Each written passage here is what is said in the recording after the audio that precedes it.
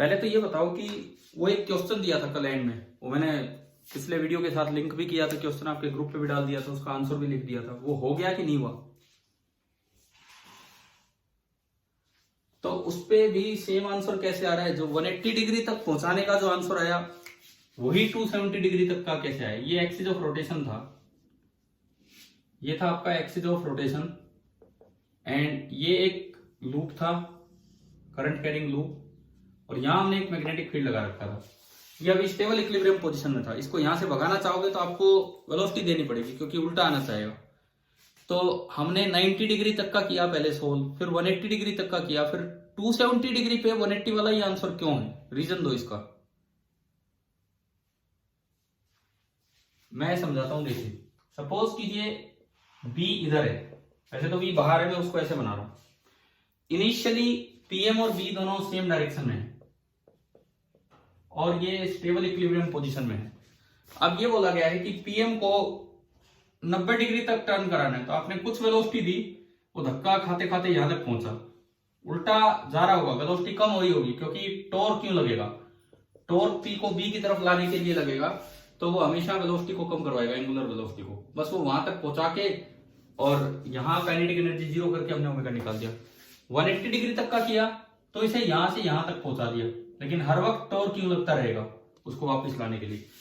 270 degree पे अगर पहुंचाना है तो आप 180 तक ही पहुंचा दो बस, क्योंकि अगर आपने जस्ट 180 क्रॉस कर दिया, जस्ट 180 क्रॉस कर दिया, तो उसके बाद टॉर्क अपने आप ऐसे लग जाएगा कि वो पी को बी की तरफ लेके जाएगा।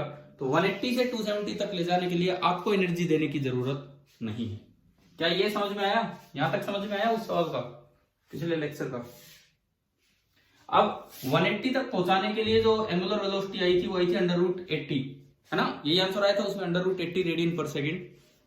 तो अगर मैं इससे थोड़ी भी ज्यादा दे दूं, थोड़ी भी ज्यादा, तो 180 को क्रॉस कर जाएगा और फिर अपने आप वहां चला जाएगा। तो हमने तो आंसर 9 दिया है, दैट इज √81। इससे थोड़ी सी ज्यादा है, तो इसलिए जो नियरेस्ट पॉसिबल आंसर था डिजिट में, इंटीजर में, वो उन्होंने मांगा था, तो वो हमारा आंसर आ गया 9। बताओ ये बात आ गई है क्या समझ में? ये वाला कॉन्सेप्ट, ये एक लॉजिक है, ये कॉमन सेंस है, इसमें फिजिक्स नहीं है। ये फिजिक्स में कई जगह यूज होगा, कई जगह क्या मतलब कहीं भी ऐसा यूज हो सकता है। जैसे आपको कोई चीज यहां से वहां पहुंचानी है, तो आपको बीच में कोई पॉइंट मिल रहा है कि अगर मैं यहां तक भी पहुंचा दूं तो उसके बाद वो अपने आप खींच ले जाएगा, तो आप यहां से वहां मत पहुंचाओ, आप बीच वाले पॉइंट पे पहुंचाओ। ऐसा एक सवाल है एनसीईआरटी ग्रेविटेशन में +1 में, उसमें 2 प्लैनेट्स हैं, एक प्लैनेट से एक पार्टिकल को दूसरे तक पहुंचाना है, तो मिनिमम स्पीड क्या दे?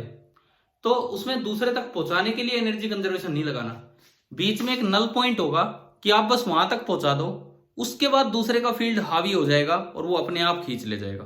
क्या ये मेरी बात समझ में आ रही है? मैं क्या बताना चाह रहा हूं आपको? अगर ये यूज करना हो तो अपनी एनसीईआरटी बुक उठाना +1 की, और ग्रेविटेशन में ये ढूंढना है शॉर्ट एग्जाम्पल कौन सा है जिसकी मैंने अभी चर्चा की है, जिसका जिक्र किया है। अच्छा देखिए, अब पहली बात ये कि हमारा काम चल रहा था फोर्सेस, मैग्नेटिक फोर्स, मतलब इफेक्ट ऑफ मैग्नेटिक फोर्स हम पढ़ रहे हैं।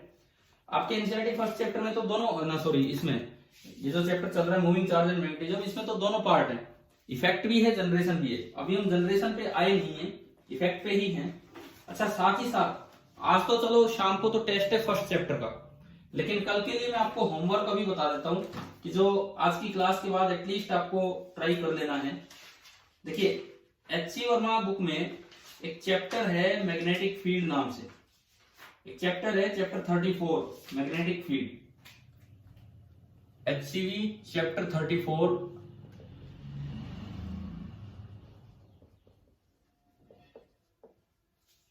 मैग्नेटिक फील्ड, और उसमें जनरेशन नहीं है, उसमें केवल इफेक्ट ऑफ मैग्नेटिक फील्ड है।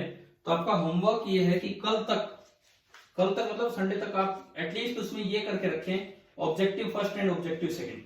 10 तो ऑब्जेक्टिव फर्स्ट है और 10 ही ऑब्जेक्टिव सेकंड है, तो मतलब मैं आपको केवल 20 ऑब्जेक्टिव क्वेश्चंस यहां से दे रहा हूं, 20 ऑब्जेक्टिव क्वेश्चन, 10 तो objective first single correct and 10 objective second multi correct. भाई ये ध्यान रह जाएगा, ये काम करना है ये वाला मैग्नेटिक फील्ड से, ठीक है? आज तो शाम को आप फर्स्ट चैप्टर का टेस्ट दे रहे हैं, वो तो इलेक्ट्रोस्टैटिक्स का है, लेकिन कल संडे को ये काम करके रखना, जो डाउट्स हो कल इसके व्हाट्सएप पे आप मुझसे डिस्कस कर सकते हो। तो चलिए अभी हम अपना इफेक्ट ऑफ मैग्नेटिक फील्ड में ही काम आगे बढ़ाते हैं। एंड जो हमारा नेक्स्ट टॉपिक होगा, इफेक्ट ऑफ मैग्नेटिक फील्ड में ही जो हमारा नेक्स्ट टॉपिक होगा, this is the moving coil galvanometer.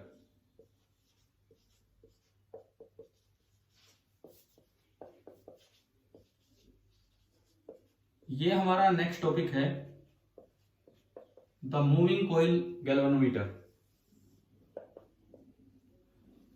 इसमें टॉर्क वाला कॉन्सेप्ट यूज होगा। वो इसका प्रिंसिपल है कि क्लोज करंट कैरिंग लूप अगर यूनिफॉर्म या किसी भी मैग्नेटिक फील्ड में रखा जाए तो उस पर टॉर्क लगता है, जिससे वो चीज टर्न होने लग जाएगी, रोटेट होने लग जाएगी। अगर मैं इसके प्रिंसिपल की बात करूं तो इतना सा प्रिंसिपल है कि a current carrying loop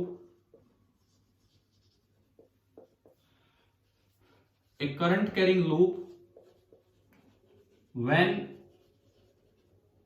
kept in external magnetic field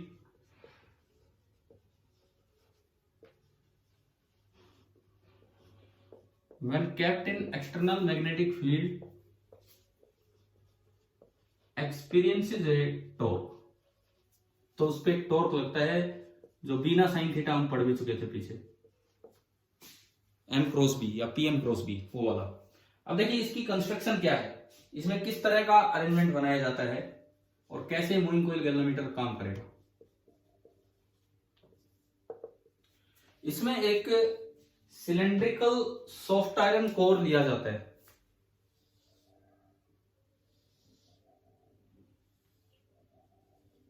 ये एक सिलेंड्रिकल सॉफ्ट आयरन कोर है। This is a cylindrical form का है, मटेरियल इसका सॉफ्ट आयरन है। अरे आयरन क्या सॉफ्ट होता है? आयरन सॉफ्ट होता है कि हार्ड होता है, बताओ।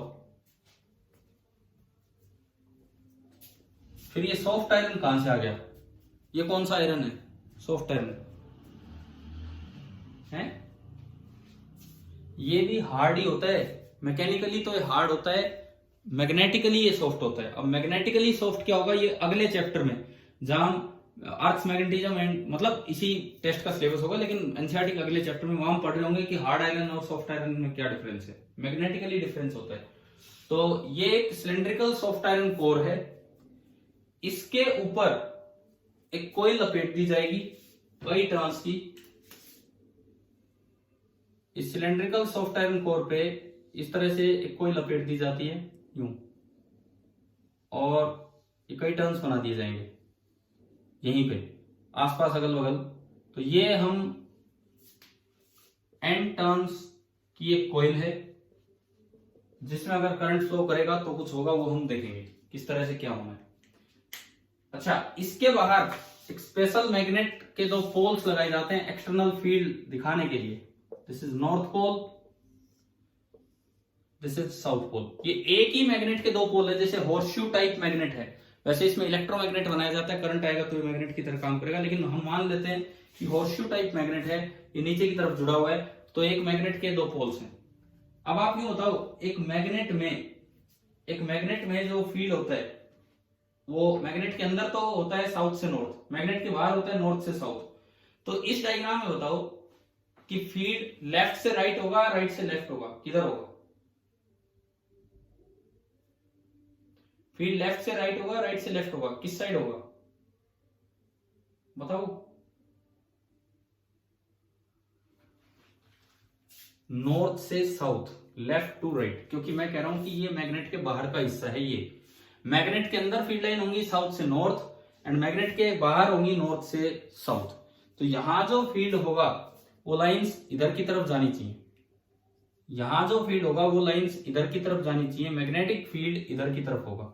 लेकिन बीच में पहले ये बताओ, क्या डायरेक्शन क्लियर होगी कि कैसे बनाई है मैंने, कि मैग्नेट के बाहर जो फील्ड होता है वो नॉर्थ से साउथ होता है। तो हॉर्सशू टाइप मैग्नेट ले लिया तो अंदर फील्ड लाइन साउथ से नॉर्थ एंड बाहर नॉर्थ से साउथ, इस तरह से होगा। लेकिन बीच में सॉफ्ट आयरन मटेरियल लेने का एक बड़ा इंपॉर्टेंट रोल है, सिलेंड्रिकल सॉफ्ट आयरन कोर लेने का एक बड़ा इंपॉर्टेंट रोल है। ये एक फेरोमैग्नेटिक मटेरियल होता है। अब ये टाइप्स ऑफ मटेरियल अगले चैप्टर में है, एनसीईआरटी के अगले चैप्टर में जहां हम पढ़ रहे होंगे। फेरोमैग्नेटिक मटेरियल, फेरोमैग्नेटिक मटेरियल की ये प्रॉपर्टी होती है कि जो फील्ड लाइंस होंगे वो उस पर स्पेशल तरीके से टच करेंगे। जैसे कंडक्टर होता है, कंडक्टर में इलेक्ट्रिक फील्ड लाइंस कैसे टकराती है हमेशा, कंडक्टर में इलेक्ट्रिक फील्ड लाइंस हमेशा कैसे टकराती है, नॉर्मली पता होगा ये हमें। इलेक्ट्रिक फील्ड लाइंस, एक कंडक्टर की सरफेस पे इलेक्ट्रिक फील्ड लाइन हमेशा किस तरह से जाके टकराती है, नॉर्मली पता है ना ये तो, या नहीं पता है? कंडक्टर की सरफेस पे फील्ड लाइंस हमेशा परपेंडिकुलर होती हैं, ठीक है। अब सुनिए इसकी क्या प्रॉपर्टी है, ये सुनो आप, इसकी क्या प्रॉपर्टी है ये हम ध्यान दें। जैसे मैं एक सिलेंड्रिकल सॉफ्ट आयरन कोर लूं, सपोज ये मैंने कोई सिलेंड्रिकल सॉफ्ट आयरन कोर ली, यहां पे देखिए बोर्नविटा, ये बोर्नविटा एक सिलेंड्रिकल सॉफ्ट आयरन कोर है और इस पे मैंने वायर्स यूं लपेट दी, इस पे वायर्स यूं लपेट दी। अब फेरोमैग्नेटिक मटेरियल है तो इसकी प्रॉपर्टी क्या है, जो भी फील्ड लाइन आएंगी, जो भी फील्ड लाइन आएंगी इसके सरफेस के नॉर्मली टच करेंगी। इधर से आ रही है तो यूं टच करेगी, इधर से आ रही है तो यूं टच करेगी, कोई सीधी आ रही है तो बीच में यूं टच करेगी। समझ में आ रहा है क्या मतलब है कि अगर मैं ऊपर ये एक सर्कल दिखाऊं तो इधर से फील्ड लाइन आएगी तो इसके सेंटर की तरफ जाएगी, इधर से फील्ड लाइन आएगी तो इसके सेंटर की तरफ जाएगी, सीधी फील्ड लाइन आएगी तो वो भी इसके सेंटर की तरफ जाएगी। यानी कि अगर आप इसका टॉप व्यू बनाएं, अगर आप ये जो कोर है, कोर का टॉप व्यू बनाए, मैं इसको हटा रहा हूं यहां से, देखिए अगर मैं टॉप व्यू ऑफ कोर दिखाऊं, सिलेंड्रिकल सॉफ्ट आयरन कोर, तो बताओ ऊपर से देखने पे सिलेंडर की शेप कैसी नजर आएगी, बोलिए? स्फेरिकल नहीं, सर्कुलर। ऊपर से अगर देखोगे तो जो सिलेंडर की शेप है वो एक सर्कुलर नजर आनी है इस तरह से। पहले तो ये बताओ ये क्लियर हो गया? ऊपर से देखने पे ये कोर सर्कुलर नजर आएगी, ठीक है। इसके ऊपर ये जो ब्लू कलर की कुछ लाइंस हैं, ये हमें कैसे भी करके इसके ऊपर लिपटी होंगी, फिर ये नीचे गई, फिर अगली लाइन, फिर ये नीचे गई, फिर अगली लाइन, फिर ये नीचे गई, इस तरह से कुछ लाइंस नजर आ रही होंगी। एन टर्न्स है तो एन ये लाइंस नजर आएंगी। क्या ये आ गया समझ में टॉप व्यू कैसे दिखाया मैंने? भाई ये क्या है, ये वायर का ये टॉप पॉइंट। अब ये चीज कैसे भी टर्न कर सकता है, कैसे भी टर्न कर सकता है, तो मैंने थोड़ा टर्न करते हुए दिखा दिया कि भाई ये इसका टॉप व्यू यूं इस तरीके से नजर आना है। अब मैं आपको फील्ड लाइन बताता हूं। नॉर्थ पोल है, नॉर्थ पोल का टॉप व्यू ऐसा नजर आएगा कि भाई ये ऊपर से ऐसे दिख रहा है, ये नॉर्थ है नीचे की तरफ। साउथ का टॉप व्यू ऐसा नजर आएगा, ये ऊपर से देख रहे हैं हम नीचे की तरफ। तो हमने इस अरेंजमेंट को ऊपर से देखा तो इस तरह का नजर आया। अब देखिए जो सॉफ्ट आयरन कोर है इसकी खासियत ये है कि इसमें जो फील्ड लाइंस आएंगी वो इस तरह से टकराएंगी।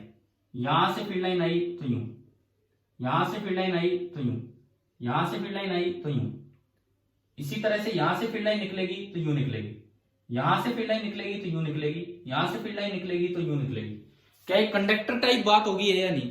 जैसे कंडक्टर में इलेक्ट्रिक फील्ड लाइन नॉर्मली टकरा रही थी, हालांकि उसके अंदर एग्जिस्ट नहीं करती थी, इसमें अंदर एग्जिस्ट करती है। ऐसे ही एक फेरोमैग्नेटिक मटेरियल में जो मैग्नेटिक फील्ड लाइंस होती हैं वो इस तरह से आके टकराएंगी। क्या ये डायग्राम आया समझ में कि टॉप व्यू कैसे दिखाया है? ठीक है। अच्छा एक काम करो, एनसीईआरटी बुक खोलो एक बार, एनसीईआरटी बुक खोलिए, पेज नंबर 164। एक बार अपनी बुक निकाल के बैठो आप आज की क्लास के लिए। एनसीईआरटी बुक सभी बच्चे एनसीईआरटी बुक पेज नंबर 164 निकालो।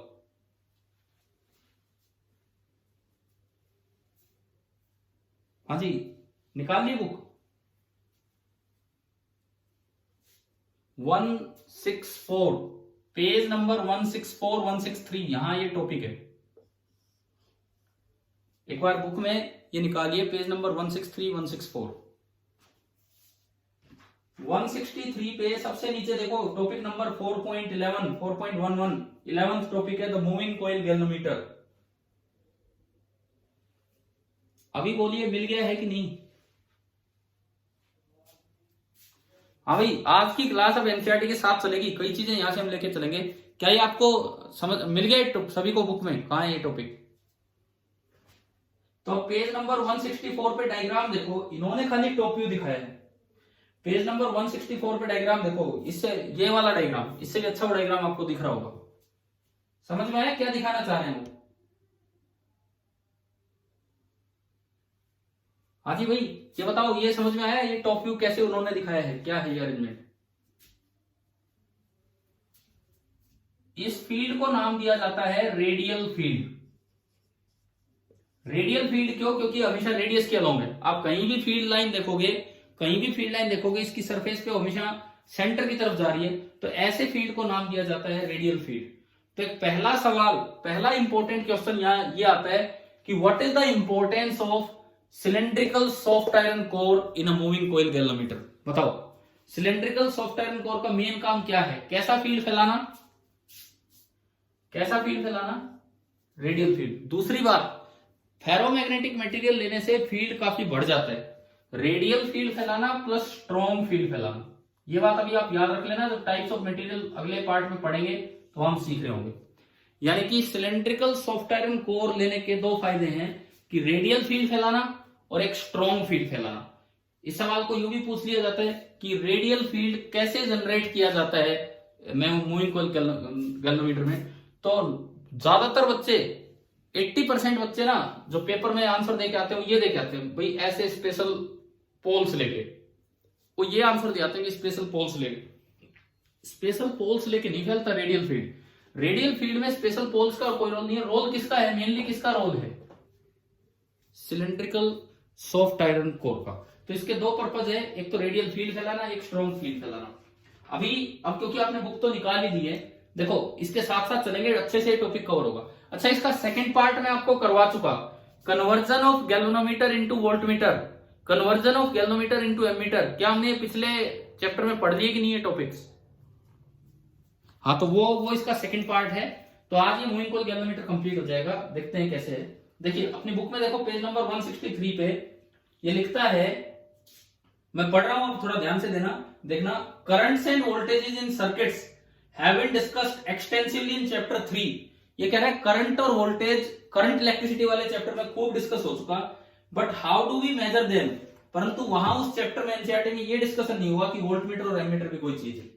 How do we claim that current in a circuit is 1.5 ampere? हम कैसे क्लेम कर दें कि करंट 1.5 एम्पियर है या वोल्टेज ड्रॉप 1.2 वोल्ट है? ये तो हम बता ही नहीं पाते हैं, किस तरह से हम मेजर करें? This figure shows a very useful instrument for this purpose, the moving coil galvanometer. अगले पेज पे जो फिगर है, जो डायग्राम है, जो टॉप व्यू है, वो आपको दिखा रहा है मूविंग कॉइल गैल्वेनोमीटर। और इसके साथ सुनो, एक पॉइंटर अटैच होता है, इसके साथ एक पॉइंटर अटैच होता है। अगर ये कॉइल घूमेगी तो वो पॉइंटर भी घूमेगा। अगर ये कॉइल कुछ घूम गई है तो जो पॉइंटर अटैच है वो भी यूं टर्न करता रहेगा, जो हमें रीडिंग देगा। आपके बुक में डायग्राम में पॉइंटर दिखा रखा है स्केल के साथ, इस कॉइल के साथ वो परमानेंटली अटैच है, उसके घूमने से घूमेगा। Moving coil galvanometer, MCG, it is a device whose principle can be understood on the basis of our discussion in पिछला टॉपिक। मतलब ये उसका प्रिंसिपल है, पीछे उनका ये टॉपिक था तो ये उसका प्रिंसिपल है मूविंग कॉइल गैल्वेनोमीटर का। ठीक है, अब देखिए अगला पैराग्राफ काफी इंपॉर्टेंट है। The galvanometer consist of a coil with many turns. हमने कितने टर्न्स माने थे यहाँ पे? n turns. Galvanometer consist of a coil with many turns free to rotate about a fixed axis. एक फिक्स एक्सिस के अबाउट ये रोटेट कर रही होगी in a uniform radial magnetic field. क्या रेडियल मैग्नेटिक फील्ड का मतलब आ गया है समझ में सभी को? कि हर वक्त जो फील्ड लाइन है वो रेडियस की तरफ जा रही होगी, सेंटर की तरफ जा रही होगी हर जगह। समझ में आ गया रेडियल मैग्नेटिक फील्ड का क्या मतलब है? अब देखो एक बड़ी इंपॉर्टेंट लाइन, अगली लाइन है, there is a cylindrical soft iron core. ये कहता है कि इसके अंदर एक सिलेंड्रिकल सॉफ्ट आयरन कोर होती है जिसके दो काम होते हैं, which not only makes the field radial, जो ना केवल फील्ड को रेडियल करती है, but also increases the strength of the magnetic field. तो भाई आपको ये बताओ, क्या ये दोनों पर्पज समझ में आ गए हैं क्या? सिलेंड्रिकल सॉफ्ट आयरन कोर के क्या पर्पज होते हैं यहाँ पे? ठीक है, क्लियर हुआ ये वाला पॉइंट? अब अपनी बुक में ना उस लाइन को अंडरलाइन कर लो कि there is a cylindrical soft iron core which not only makes the field radial but also increases the strength of the magnetic field। इस लाइन को अंडरलाइन करके उसके सामने काफी मार्जिन छोड़ा हुआ है एनसीईआरटी ने, वहां काफी मार्जिन छोड़ा हुआ है, तो उसके बगल में लिख दो importance of cylindrical soft iron core. Board exam में पूरे चांस होते हैं कि इस लाइन पे सवाल है, 1 नंबर का कोई भी छोटा सा सवाल वहां पे लिख रहे हो ना, उसके साथ लिख दो, उस लाइन के साथ इधर साइड में जो मार्जिन है, मार्जिन में रिमार्क डाल दो कि importance of cylindrical soft iron core, या फिर method to produce radial field, कि भाई रेडियल फील्ड कैसे प्रोड्यूस किया जाता है। चलो कंस्ट्रक्शन पार्ट आया समझ में? हाँ जी, कंस्ट्रक्शन पार्ट आ गया समझ में? ठीक है, अब देखिए वर्किंग, देखिए आप इसकी वर्किंग किस तरह से होती है। ये जो इसका बीच में जो घूमने वाला एक्सिस है, उसके साथ एक स्प्रिंग टाइप अरेंजमेंट रहती है, एक टॉर्जन वायर रहती है, स्प्रिंग नहीं, एक टॉर्जन वायर टाइप रहती है। टॉर्जन वायर हमने +1 में पढ़ी थी, इलास्टिसिटी में पढ़ी थी, अगर इलास्टिसिटी के समय, कि अगर आप उसको थोड़ा ट्विस्ट कर दें फाई एंगल से, तो एक अपोजिट डायरेक्शन में टॉर्क लगाती है K × फाई, और वो K उसको हमने C नाम दिया था वहां पे, C × फाई, यहाँ पे K बोल देंगे। तो याद आ रहा है, उसमें सिखाया था आपको कि एक नीचे सिलेंडर है, एक ऊपर सिलेंडर है, ऊपर ट्विस्ट करते हो तो बीच में कितना होगा, नीचे कितना होगा, इस तरह के क्वेश्चंस भी करवाए थे वहां पे इलास्टिसिटी के टाइम। हाँ, तो वो वाली चीज अब यहाँ यूज होगी। इसमें एक टॉर्जन वायर इसलिए होती है कि अगर ये टर्न करे तो कहीं बैलेंस तो हो, कहीं रुके तो सही जाके की रीडिंग दिखे, नहीं तो एक बार टॉर्क लगा वो तो फुल स्केल डिफ्लेक्शन हो जाएगा, लास्ट में जाकर रुकेगी। तो बीच में कहीं बैलेंसिंग करने के लिए कंस्ट्रक्शन वाइज इसके अरेंजमेंट में एक spring type torsion wire type arrange की जाती है, जिसका जो टॉर्जन कांस्टेंट होता है वो हम K से रिप्रेजेंट कर देते हैं। अब देखिए जैसे आप इसमें करंट फ्लो करवाओगे, भाई बाहर सर्किट में कनेक्ट किया तो इसमें कुछ करंट फ्लो करेगा, करंट फ्लो करेगा तो इसका एक मैग्नेटिक मोमेंट आएगा, करंट फ्लो करेगा तो इसका एक मैग्नेटिक मोमेंट आएगा, वो करंट के परपेंडिकुलर होगा। जिस तरह से ये कोइल है, जिस तरह से, तो मैग्नेटिक मोमेंट इधर हो गया, या यूं फ्लो कर रहा है तो इधर हो गया, डिपेंड करता है कि भाई करंट कैसे फ्लो कर रहा है, करंट कैसे फ्लो कर रहा है उसके अकॉर्डिंग इसका मैग्नेटिक मोमेंट हो जाएगा। रेडियल फील्ड की क्या इंपॉर्टेंस है उस बात पे आइए, प्रोड्यूस कैसे किया वो हमने देख लिया, अब इसकी इंपॉर्टेंस क्या है वो हम समझें। देखो टॉर्क का फॉर्मूला होता है PM cross B, PM cross B, या फिर मैग्नीट्यूड लिखे तो number of turns into current into area of each turn, ये तो PM हो गया, इंटू B मैग्नेटिक फील्ड, और PM और B के बीच का एंगल थीटा, साइन थीटा।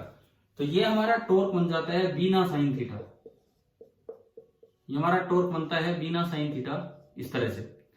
अब ये थीटा किस किस के बीच का एंगल है? Theta is the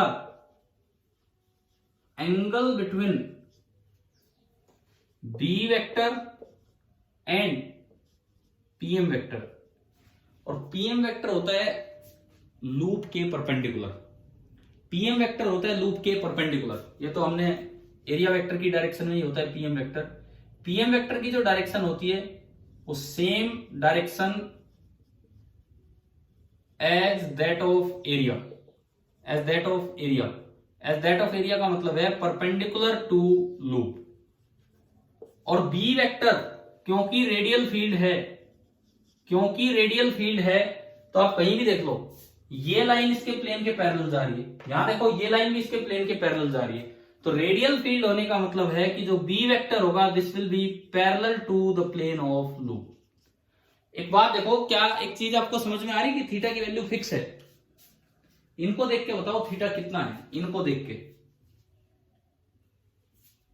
90 degree. Radial field का ये फायदा है कि जहां भी जितना भी वो टर्न कर जाए, कोई भी फील्ड लाइन आएगी इस लूप के प्लेन के पैरेलल होगी, और जो PM होता है वो हमेशा लूप के प्लेन के परपेंडिकुलर होगा। तो इन दोनों से एक चीज फिक्स होगी कि थीटा फिक्स हो गया कितना, 90 डिग्री। अगर आप रेडियल फील्ड ना लेते, खाली वैसे यूनिफॉर्म फील्ड लेते, तो उसमें दिक्कत आती। उसमें क्या होता है, फील्ड की डायरेक्शन फिक्स है, फील्ड की डायरेक्शन फिक्स है, अब ये लूप टर्न करेगा तो एरिया वेक्टर घूमेगा, एरिया वेक्टर घूमेगा, फील्ड की डायरेक्शन फिक्स है, तो थीटा वेरिएबल हो जाएगा, तो टॉर्क एक यूं लिख पाना इम्पॉसिबल हो जाता है, वो थीटा पर डिपेंड कर रहा होता। फिलहाल टॉर्क कांस्टेंट है क्योंकि थीटा 90 डिग्री है, साइन 91, इसका मतलब जो इसको डिफ्लेक्ट करने वाला टॉर्क है that is equal to B now. आप बताओ importance of magnetic field, radial magnetic field समझ में आ गई है कि नहीं, क्या है? हाँ जी बोलिए, दोबारा बोलो, काफी इंपॉर्टेंट बात है ये यहां पे, इसमें importance of radial magnetic field सभी को क्लियर है? ठीक है, ठीक है, ठीक है। अब बताओ, मैं यहां तक 2 सवाल पूछता हूं। पहली बात, रेडियल मैग्नेटिक फील्ड जनरेट कैसे किया, किसकी मदद से? सिलेंड्रिकल सॉफ्ट आयरन कोर की मदद से। और रेडियल मैग्नेटिक फील्ड, अच्छा दूसरी बात, सिलेंड्रिकल सॉफ्ट आयरन कोर के 2 फायदे, एक तो फील्ड रेडियल करता है और एक फील्ड को स्ट्रॉन्ग करता है, जिससे टॉर्क अच्छा बनेगा, वो घूमेगी वो चीज। तीसरी बात, रेडियल मैग्नेटिक फील्ड की प्रोडक्शन तो हो गया, अब उसका फायदा क्या है कि टॉर्क थीटा पे डिपेंड नहीं करेगा, टॉर्क कांस्टेंट हो जाएगा, एंड टॉर्क डिफ्लेक्टिंग आपका हो गया BINA। शायद ये बात क्लियर होगी। ठीक है, अब जैसे जैसे टॉर्क बढ़ेगा, जैसे जैसे टॉर्क लगेगा, ये लूप टर्न करेगा, ये लूप टर्न करेगा तो पॉइंटर भी टर्न करेगा, पॉइंटर टर्न करेगा। अब देखो, पॉइंटर को कहीं तो रोकना होगा, नहीं तो हमेशा फुल स्केल डिफ्लेक्शन कर देगा लास्ट में जाके। तो अब क्या होगा, इसके साथ एक टॉर्जन वायर अटैच होती है, स्प्रिंग भी बोल सकते हैं, टॉर्जन वायर भी बोल सकते हैं। उसका टॉर्जन कांस्टेंट है K। जैसी वो ट्विस्ट होती है, वो अपोजिट डायरेक्शन में एक रेस्टोरिंग टॉर्क बना देगी। अगर डिफ्लेक्टिंग टॉर्क इधर है, तो जो रेस्टोरिंग टॉर्क होगा वो इससे अपोजिट डायरेक्शन में। और मान लो फाई एंगल वो टर्न कर गई, फाई एंगल वो ट्विस्ट होगी, तो बताओ रेस्टोरिंग टॉर्क कितना होगा अगर K उसका कांस्टेंट है तो? बताइए। अब K इंटू 5, तो रेस्टोरिंग टॉर्क आपका बनेगा K into 5 at equilibrium. Equilibrium कहां होगा, निडल कहां रुकेगी? इक्विलिब्रियम वहां होगा जहां टो रेस्टोरिंग इतना हो जाए जितना कि कितना है आपका टो डिफ्लेक्टिंग। जो करंट आ रहा है उसकी वजह से जो टो डिफ्लेक्टिंग है उतना ही अगर आपका टो रेस्टोरिंग हो जाए तो ये आपका ये बन जाएगा। ठीक है, हमने इन दोनों को इक्वेट किया, आप देखिए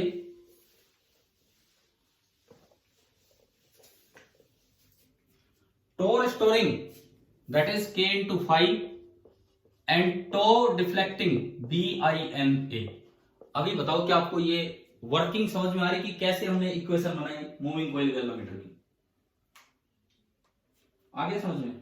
यहां से अगर मैं फाई निकालूं कि डिफ्लेक्शन कितना होगा, तो दिस इज NBA, ये तो ऊपर है, अपॉन K ये नीचे है, और इनटू I।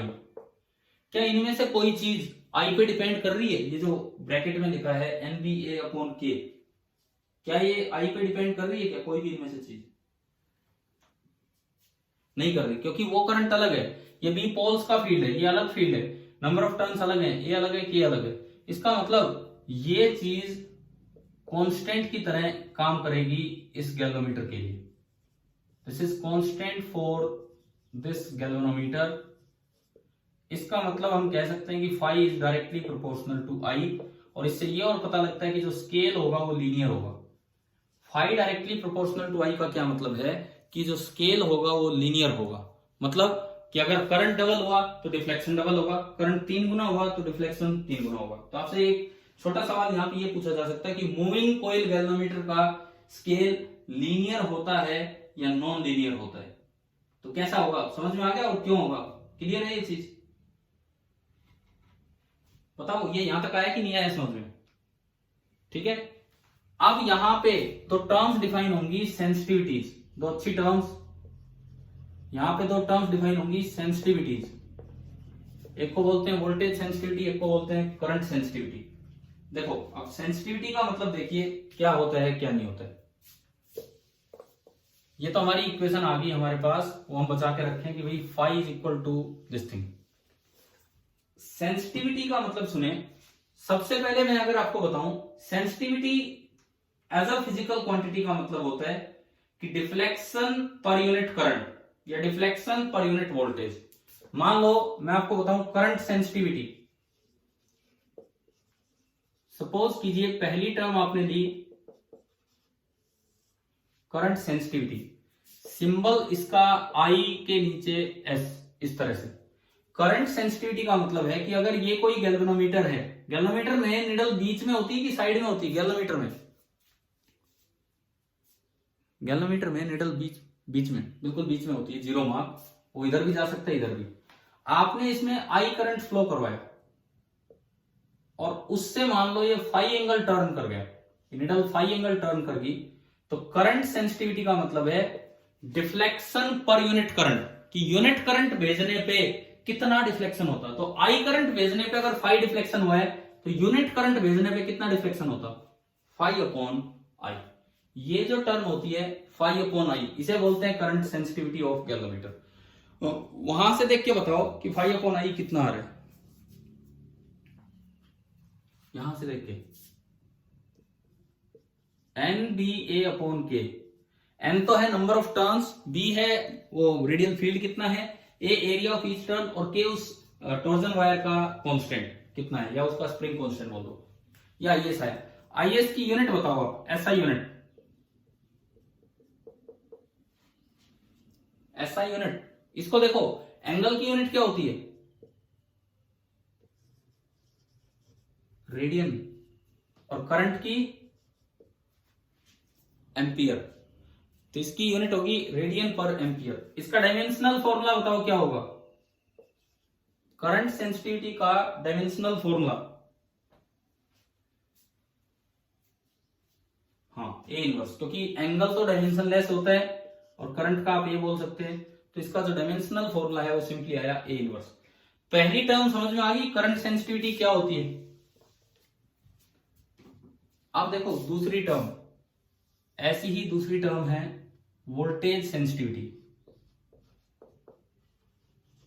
करंट सेंसिटिविटी के जैसी ही सेकंड टर्म है वोल्टेज सेंसिटिविटी वीएस। इसका क्या मतलब है, डिफ्लेक्शन शोन पर यूनिट अप्लाइड वोल्टेज। तो ये कोई गैल्वेनोमीटर है, मान लो मैं गैल्वेनोमीटर कोयल की रेजिस्टेंस दिखाऊं आर जी, ये हमने पीछे पढ़ा है करंट के टाइम। ये कोई गैल्वेनोमीटर है, इसके साथ पॉइंटर अटैच है। आपने बाहर से कोई पोटेंशियल डिफरेंस अप्लाई कर दिया V, और उससे वो निडल इधर चलेगी, फाई एंगल इधर। तो V वोल्टेज अप्लाई करने पे फाई गई, तो यूनिट वोल्टेज अप्लाई करने पे कितनी जाएगी, V पे फाई गई तो यूनिट पे अप्लाई करने पे कितनी जाएगी, फाई बाई V। तो इसे हम बोल देते हैं वोल्टेज सेंसिटिविटी। इसकी ऐसा यूनिट बताओ क्या है, रेडियन पर वोल्ट। ठीक है, इसकी एसआई यूनिट हो जाएगी रेडियन पर वोल्ट। डायमेंशनल फॉर्मूला आप निकाल सकते हैं, जो वोल्ट का होगा उसको इनवर्स हो जाएगा। अच्छा आप ये सुनो, अगर करंट आई जा रहा है तभी तो वोल्टेज है, ये वोल्टेज V यहां भी है, वोल्टेज V यहां भी है, करंट आई यहां भी है, करंट आई वहां भी है। इस डायग्राम में तो हमने देख लिया करंट सेंसिटिविटी, और उस डायग्राम में हमने देख लिया वोल्टेज सेंसिटिविटी। और इस V I और RG में रिलेशन होगा V बराबर I इंटू RG, यहां भी रिलेशन होगा V बराबर I इंटू RG। क्या ये बात आ रही है समझ में, कि भाई V वोल्टेज है इस गैल्वेनोमीटर के पास, I करंट है, RG इसका रेजिस्टेंस है, तो V बराबर I इंटू RG, ये इसकी इक्वेशन है। अब आप मुझे ये बताओ कि relation between current sensitivity end voltage sensitivity क्या होगी, relation between current sensitivity end voltage sensitivity. जैसे V बराबर I इंटू RG है, ऐसे VS और IS में क्या रिलेशन होगा, यूजिंग RG। मैं दो रिलेशन लिखता हूं, आप बताएंगे कौन सा सही है। VS बराबर IS इंटू RG, या फिर IS बराबर VS इंटू RG। आवाज नहीं आ रही है, ठीक है ठीक है, सुनो। V बराबर IR, ये रिलेशन इनमें तो लग गया, यहां भी सेम है। अब मैं पूछता हूं सेंसिटिविटीज में क्या रिलेशन होगा, ऊपर वाला या नीचे वाला, बताओ। सेंसिटिविटीज में क्या रिलेशन होगा, देखो आप समझो इधर कैसे निकालेंगे। आपका VS जो है, VS that is equal to phi by V, दिख रहा है यहां में, VS is phi by V। V को मैं लिख सकता हूं I इंटू RG, तो VS बराबर phi upon I into RG। यहां से देखो फाई बाई I को मैं क्या लिख सकता हूं, फाई बाई IS, तो ये रिलेशन क्या आया, VS बराबर IS अपॉन RG। तो इन दोनों में से कौन सा सही है बताओ, ऊपर वाला नीचे वाला, कौन सा रिलेशन सही है। बताइए, आप देखिए यार, ये वाला रिलेशन सही है। मतलब वैसे तो नॉर्मली रिलेशन होता है V बराबर आई आर, लेकिन सेंसिटिविटीज में रिलेशन है VS बराबर IS by R. Normally V बराबर आई आर होता है, सेंसिटिविटी में रिलेशन उल्टा है, VS बराबर IS बाई आर। अच्छा कैसे आया वो तो मैंने यहां से बता दिया, क्यों आया ये आप यूनिट से समझ सकते हो। क्या VS की यूनिट वोल्ट है या वोल्ट इनवर्स में जा रही है? VS की यूनिट ये देख के बताओ, वोल्ट इनवर्स।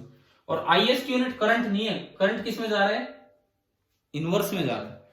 हाँ, तो अगर आप V बराबर आई आर देखोगे तो ये तो तब था जब इसकी यूनिट वोल्ट और इसकी यूनिट करंट हो, तो अगर उनका इनवर्स हो जाएगा तो रिलेशन ये बन जाएगा।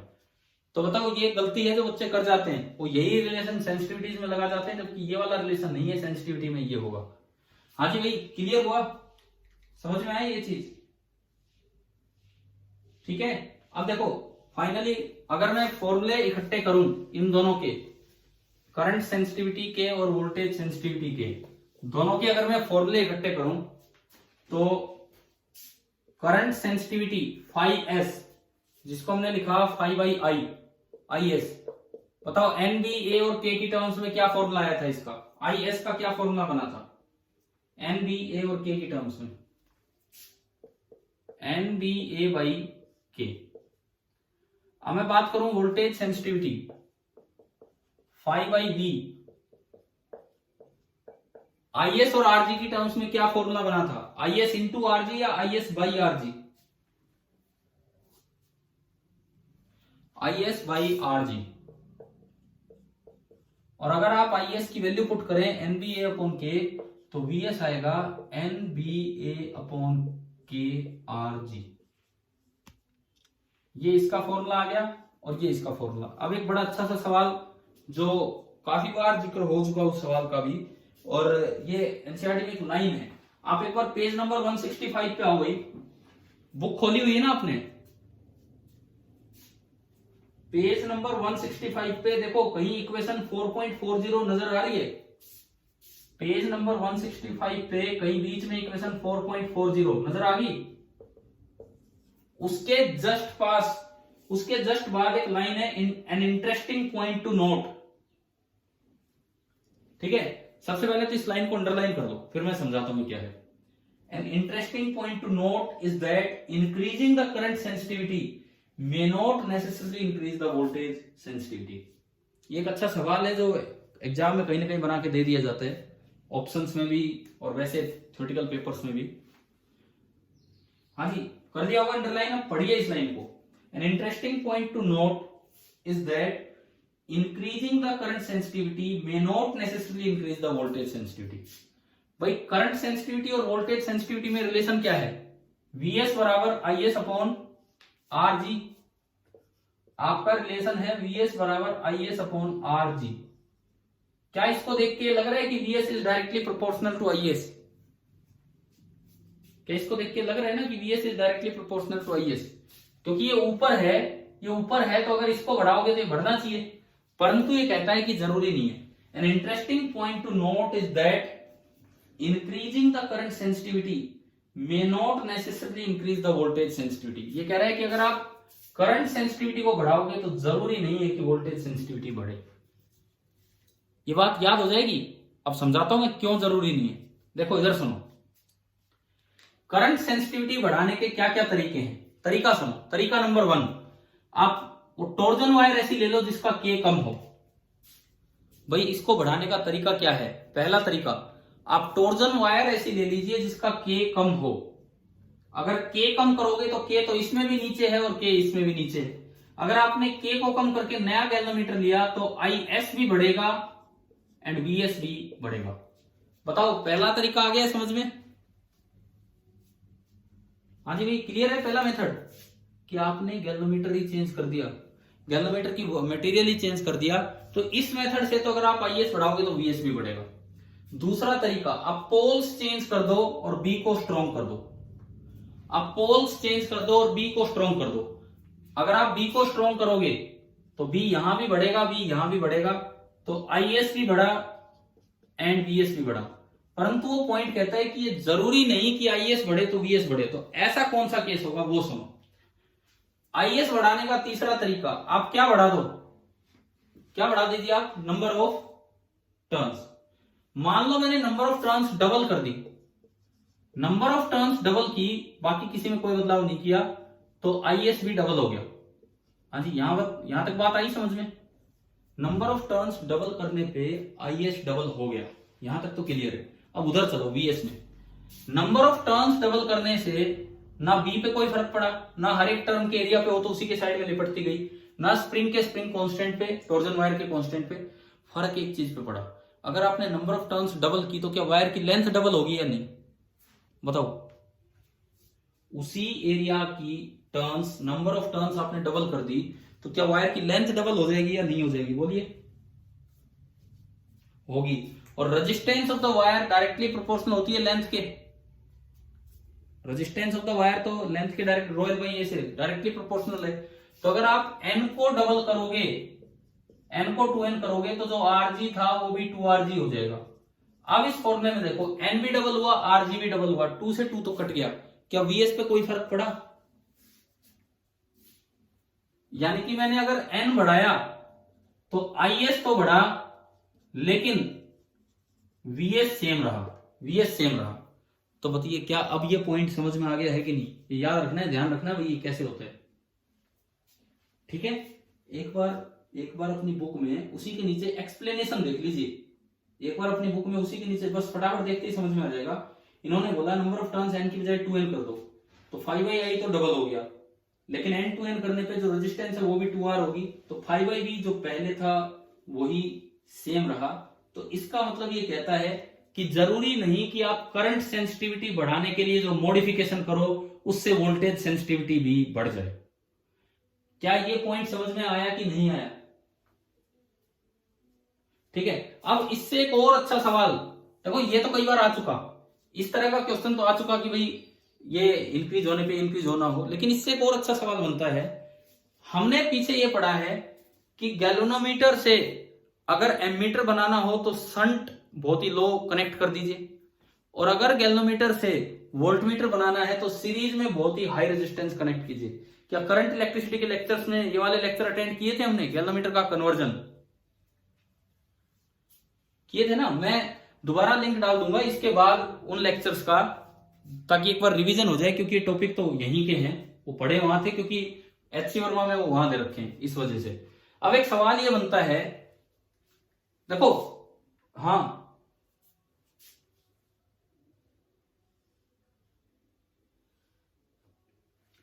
वोल्टेज सेंसिटिविटी रिपीट कर दूं।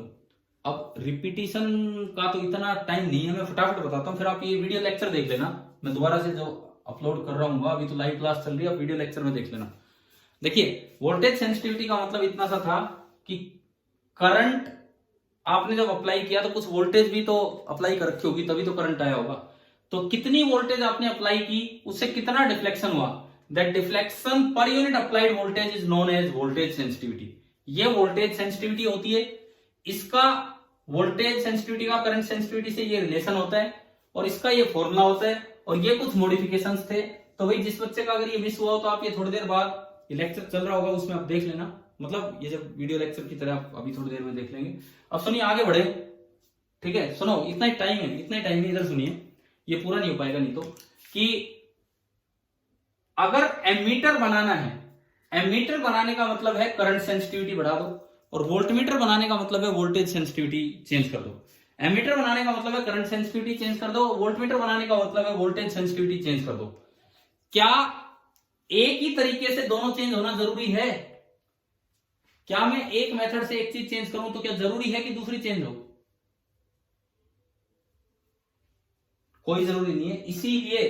इसीलिए अगर गैल्वेनोमीटर से वोल्टमीटर बनाना है तो अलग चेंज किया जाता है, गैल्वेनोमीटर से एमीटर बनाना हो तो अलग चेंज किया जाता है, क्योंकि एक सेंसिटिविटी चेंज होने पे दूसरी सेंसिटिविटी चेंज हो ये कोई जरूरी नहीं होता है। आप इस पेज की लास्ट लाइन पढ़ लो, एग्जाम्पल से ऊपर जो है वो लाइन पढ़ लीजिए कि so in general the modification needed for conversion of a galvanometer to an ammeter will be different from what is needed for converting it into a voltmeter। तो ये कहता है इसीलिए अगर आपको वोल्टमीटर से एमीटर गैल्वेनोमीटर से एमीटर बनाना है तो मॉडिफिकेशन अलग होगा, गैल्वेमीटर से वोल्टमीटर बनाना है तो मॉडिफिकेशन अलग होगा, क्योंकि एक सेंसिटिविटी चेंज करने पे जरूरी नहीं है कि दूसरी सेंसिटिविटी चेंज हो।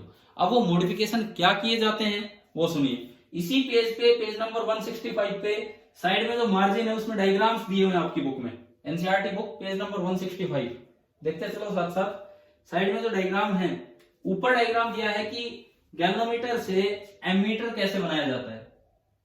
गैल्वेमीटर से एमीटर कैसे बनाया जाता है? तो गैल्वेमीटर एक सर्कल में दिखा रखा है, लेकिन उसके आगे लगा के उसकी रेजिस्टेंस दिखा रखी है आरजी। हम तो उसी सर्कल में दिखा देते हैं, इन्होंने आगे निकाल के दिखा रखी है। अगर एमीटर बनाना हो तो पैरेलल में कुछ कनेक्ट किया है कि सीरीज में, बताइए? पैरेलल में, और इसे हम शंट नाम देते थे, शंट रेजिस्टेंस। ये लो रखनी होती कि हाई रखनी होती है वैल्यू? अरे शंट की वैल्यू लो लेते हैं कि हाई लेते हैं, बताओ? Very low, very low. मैं एक बार इस लेक्चर के बाद आपको वो लेक्चर उसका लिंक डाल दूंगा जिसमें कन्वर्जन सिखाएं, तो एक बार रिपीट कर लेना उन चीजों को, हो सकता है यहां भी इस तरह के क्वेश्चन आ जाएं। अच्छा, फिर उसके बाद नीचे एक डायग्राम दिया है कि गैल्वेमीटर से आपको वोल्टमीटर बनाना है, तो इन्होंने डायग्राम में देखो सीरीज में कनेक्ट कर रखा है और एक लार्ज वैल्यू की सीरीज में कनेक्ट किया। लिखा हुआ है नीचे जो ब्लू कलर में लाइंस दी है, ऊपर लिखा था स्मॉल वैल्यू पैरेलल में कनेक्ट कर दो, और यहां लिखा है कि लार्ज वैल्यू सीरीज में आप कनेक्ट कर दे। तो अब मुझे ये बताओ कि आपको मूविंग कोइल गैल्वेमीटर पूरा समझ में आ गया है या नहीं? एक एक पॉइंट ये क्लियर है कि नहीं? ये जो लास्ट में बताए सेंसिटिविटी वाले पॉइंट्स भी ठीक है। अब देखिए इन पे जो आप ट्राई करेंगे क्वेश्चंस एनसीईआरटी से, क्योंकि एनसीईआरटी में तो ये पूरा इधर ही है, एचसीयू में तो उस जगह दे रखा था। एक तो एग्जांपल नंबर 4.13, एक तो एग्जांपल नंबर 4.13 पेज नंबर 165 पे है। ये पेज नंबर 165 पे सोल्ड एग्जांपल 4.13 13th एग्जांपल।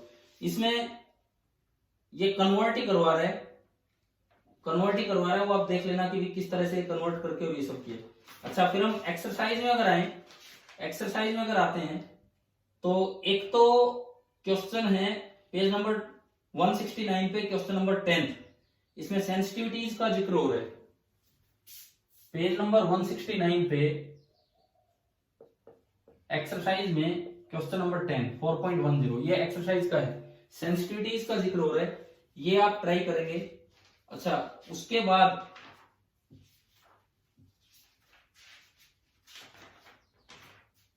बिल्कुल लास्ट एक्सरसाइज के बिल्कुल लास्ट के दो क्वेश्चन एडिशनल एक्सरसाइज के हैं, ये 4.27 एंड 4.28 पेज नंबर 172 पे 4.27 एंड 4.28। मैंने ये कितने सवाल दिए आप देखो, एक एग्जाम्पल, एक एक्सरसाइज से और दो एडिशनल एक्सरसाइज से, तो टोटल 4 सवाल, 4 न्यूमेरिकल आपकी बुक में है इनसे रिलेटेड। तो क्या आज की क्लास से रिलेटेड होमवर्क क्या है, क्या ये समझ में आ गया आप सभी को? क्या क्या कर लेना है? देखो, मूविंग कोइल गैल्वेमीटर और इसका कन्वर्जन, मैं कन्वर्जन वाले वीडियो की लिंक दोबारा भेज दूंगा अभी। मूविंग कोइल गैल्वेमीटर और इसके कन्वर्जन, इस पे बेस्ड तो ये 4 क्वेश्चन एनसीईआरटी में है। प्लस मैंने एक काम और दिया है कि हमारा जो इफेक्ट ऑफ मैग्नेटिक फील्ड वाला काम चल रहा था, जनरेशन अभी स्टार्ट नहीं हुआ है, इफेक्ट वाला चल रहा है, तो चैप्टर 34 एचसीबी में केवल इफेक्ट वाला ही है। तो उसमें जो मैग्नेटिक फील्ड के पहले नहीं, ऑब्जेक्टिव फर्स्ट में 10 सवाल है जो सिंगल करेक्ट है, एंड ऑब्जेक्टिव सेकंड में भी 10 सवाल है जो मल्टी करेक्ट है। वो आप तैयार करके रखें, ट्राई करके रखें, अपने डाउट्स पूछें या तो नेक्स्ट क्लास में या फिर व्हाट्सएप पे। तो ये बताओ भाई, मूविंग कोइल गैल्वेमीटर क्लियर हो गया है सभी को? ठीक है, ओके, थैंक यू।